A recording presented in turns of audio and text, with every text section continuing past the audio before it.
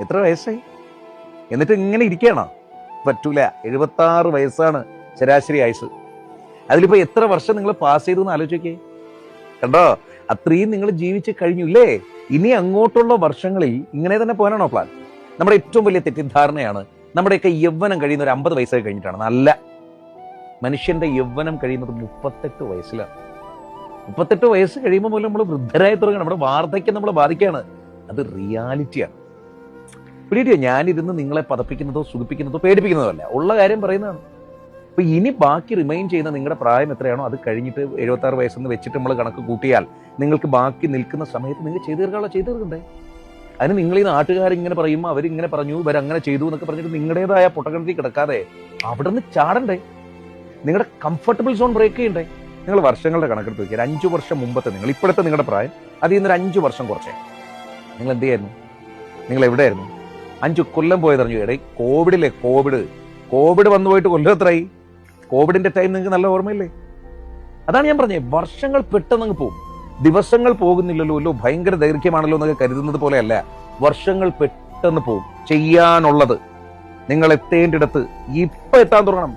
ഇല്ല, ഇത് എന്നെത്തുമെന്നാണ്. അതുപോലെ മറ്റൊരാളുടെ ശരി നിങ്ങൾ അംഗീകരിക്കേണ്ട കാര്യമൊന്നുമില്ല. ജീവിതത്തിൽ നിന്ന് പഠിച്ച പാഠങ്ങൾ പറയാം. നിങ്ങൾക്ക് ശരി എന്ന് തോന്നുന്ന കാര്യം ചെയ്യണം. നിങ്ങൾക്ക് ശരിയല്ല എന്ന് തോന്നുന്നത് അംഗീകരിക്കേണ്ട ഒരു കാര്യമില്ല.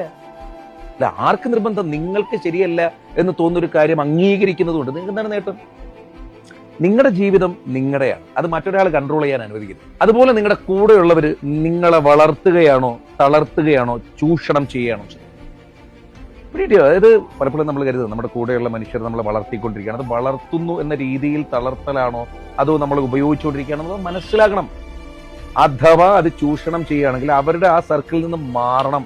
നിങ്ങൾ നിങ്ങളുടെ വഴി പോണമെന്നേ. കാരണം നിങ്ങളുടെയാണ് ലൈഫ്. ഇനി വളരെ കുറച്ച് നാളെ ഉള്ളൂ. അവിടെ നിങ്ങൾക്ക് എത്തേണ്ടടുത്ത് എത്തേണ്ടതുണ്ട്. അതിന് നിങ്ങൾ മറ്റൊരു സർക്കിളിൽ പെട്ടുകിടക്കുകയല്ല ചെയ്യുന്നത്. ഞാൻ പിന്നെയും പറയുന്നു, ഇനിയും കുറച്ച് നാളുകളും കൂടി നിങ്ങൾ ഇങ്ങനെ തന്നെ പോവാണ്, പ്രത്യേകിച്ച് മാറ്റമൊന്നും ഇല്ലാതെ പോവുകയാണെങ്കിൽ നിങ്ങളുടെ ജീവിതത്തിൽ നിങ്ങൾ ഏറ്റവും കൂടുതൽ ഖേദിക്കാനിരിക്കുന്നത് ഇഷ്ടമുള്ള കാര്യം ചെയ്യാൻ പറ്റിയില്ലല്ലോ, ഞാൻ ആഗ്രഹിച്ചെടുത്ത് എത്തിയില്ലല്ലോ എന്നുള്ളതിൽ മാത്രമേ. ആ റിഗ്രറ്റ് ഉണ്ടല്ലോ, അത് ഭയങ്കരമായിട്ട് ഹൃദയത്തിനെ മുറിക്കുന്ന ഒന്നാണ്.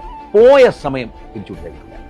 നിങ്ങൾക്ക് നിങ്ങളുടെ ജീവിതമാണ് വലുത്, നിങ്ങളുടെ സ്വപ്നങ്ങളാണ് വലുത്.